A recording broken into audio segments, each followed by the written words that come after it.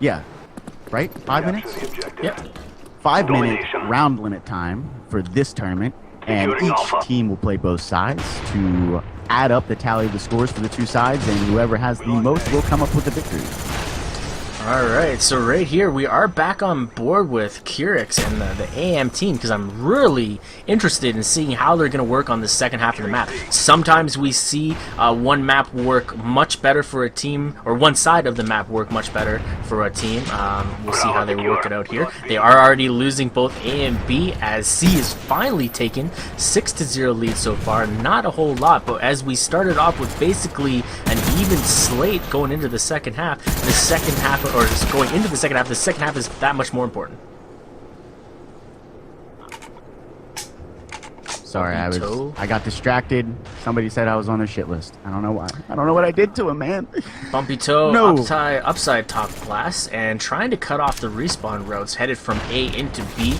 But we saw the first half, Team Envy and Friends was utilizing this right-hand side so effectively, making sure that they're consistently pushing into the B war room and making sure that nobody had an opportunity to push the B. Yeah, you're right. And right now we're seeing it. Honestly, we saw Envy and Friends pop out there with a big lead at the beginning, and they're holding down 2. They're trying to take the C. We'll see if Catalyst can get that nade off, and he doesn't. Almost gets the nade, but StaiNViLLe gets his nice 2-piece there as they set up that trip cap.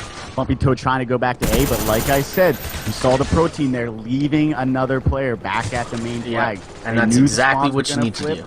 You got to anchor your spawns.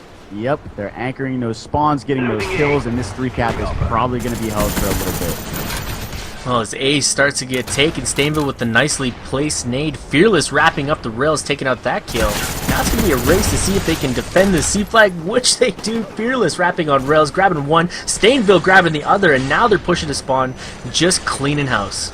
Yeah, right here is where you're going to see the pro status really take over. These guys have that trip cap, and they're going to hold it. I mean, they know exactly what to do. They know where to be. We saw the breakdown. I don't actually know if you saw that being at the actual event for MLG, but Rambo actually broke down the optics setup for this map, and it's actually nothing that I knew that people did. They had where they were set up, and I'm sure that a lot of pro teams do the same thing. Just perfect placement, always making sure they have everything covered. And right now we do see Value taking over C, but at that point they're down 50 points now. I don't know. 2 minutes left. They do have some time to come back. They do pick up that maximum flag as well. But what was it? A maximum of 36 points? Yeah. And is it per minute? Pretty sure it is. So they do have an opportunity to come back in this game, but it's going to be all or nothing within the next 5 seconds, which it doesn't look like it's going to happen. Wonka with a nice 2-piece here, pushing to B, and he's a really objective-minded player. His teammates are just coming up short defending him or defending the flag with him. And on a map like this, you need to have that spotter on the flag, somebody to take the nade and somebody to jump in to take over once that player dies.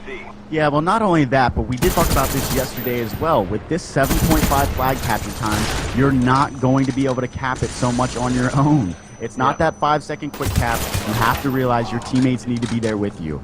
You can't just cap it by yourself, and every time it seemed that they've jumped on the flag just by themselves, it's really not worked out very well for them. As we see, the Catalyst has to jump off the flag because there's a nice place for me. But now they put 2 and 3 guys on the flag, and look what happens. They get it right away. So as far as my calculations go, this is all for show at this point, but I really want to give it up to this AM team for doing a fantastic job of surprising us with their gameplay and just showing us that, you know, with a little bit more experience and some practice, they could be a team that contends with the pros. You're right, and I know people are probably going to take something away from them and say, oh, well, they played CTF 3v4. It doesn't matter. If you watch the gameplay at all, they actually were playing very, very well. And yeah, like you said, we have to give them credit for coming out here, putting up some numbers on these pro players here. That was a beautiful grenade. That was a nice grenade. I would give them that. But they are unfortunately going to go down 3-1 on this series of 5. And we're going to be moving into another matchup here shortly. As soon as we can get into the game. They're not supposed to start without us, but hey, you never know. This team did. But we will be jumping on board with Team Near Dead.